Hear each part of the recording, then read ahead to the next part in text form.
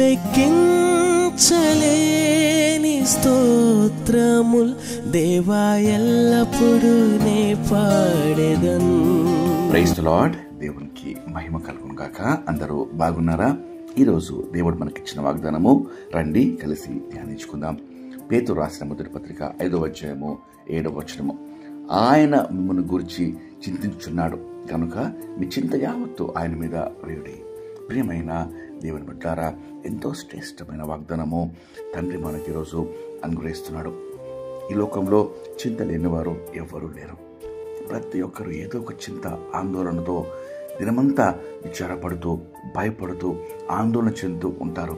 అయితే దేవుని వాక్యం సెలవిస్తుంది, మీరు చింతపడకుడి. చింతపడటం వలన మీరు ఏమీ చేయలేరు, ఏ పరిస్థితి మార్చలేరు, దేనికి పరిష్కారము చేయలేరు. కానీ చింతించటం వలన మీకు మానసికంగా శారీరకంగా అనేకమైన ఆందోళనలు ఇబ్బందులు కలుగుతాయి అని దేవుని వాక్యం సెలవిస్తుంది. చింత రేపటి దుఃఖాన్ని సమస్యను ఎన్నటికీ మార్చలేదు. కానీ చింత నేటి ఆనందమును సంతోషాన్ని అవకాశాన్ని దోచుకుంటుంది. కాబట్టి ప్రియ దేవుని బిడ్డలారా, దేవుని వాక్యంలో మనము గమనిస్తే ఫిలిప్పీయులకు రాసిన పత్రిక 4వ అధ్యాయము 6వ వచనంలో దేనిని గురించి చింతపడకూడదు, కానీ ప్రతి విషయంలోనూ ప్రార్థన విజ్ఞాపనల చేత కృతజ్ఞతాపూర్వకంగా మీ విన్నపములను దేవునికి తెలియజేయడి. అప్పుడు సమస్త జ్ఞానమునకు మించిన దేవుని సమాధానము యేసుక్రీస్తు వలన మీ హృదయములకు మీ తలంపులకు కావలి ఉండును.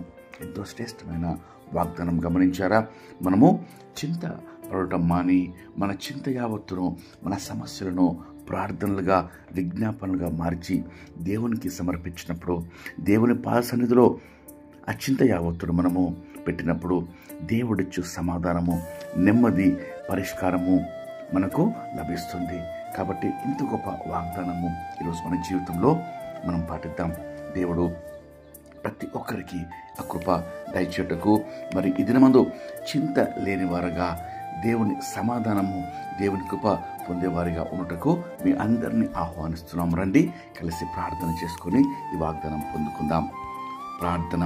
మహాపరిశుద్ధమైన మా ప్రియమైన పరలోకపు తండ్రి, మీరు ఇచ్చిన శ్రేష్టమైన వాగ్దానంకై మీకెంతో స్తోత్రం చెల్లిస్తున్నామయ్యా. నిజమే ప్రభు, ఉదయం నుంచి ప్రభా ఎన్నో చింతలు, ఎన్నో ఇబ్బందులు, సమస్యలు, విచారాలతో ప్రభా అయా పడకలేస్తామయ్యా.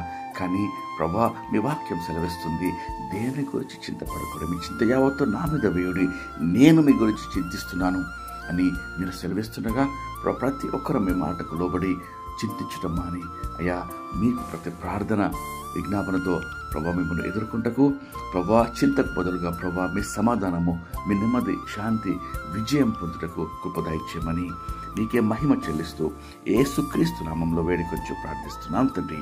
ఆమేన్. దేవుడు మిమ్మల్ని దీవించును గాక.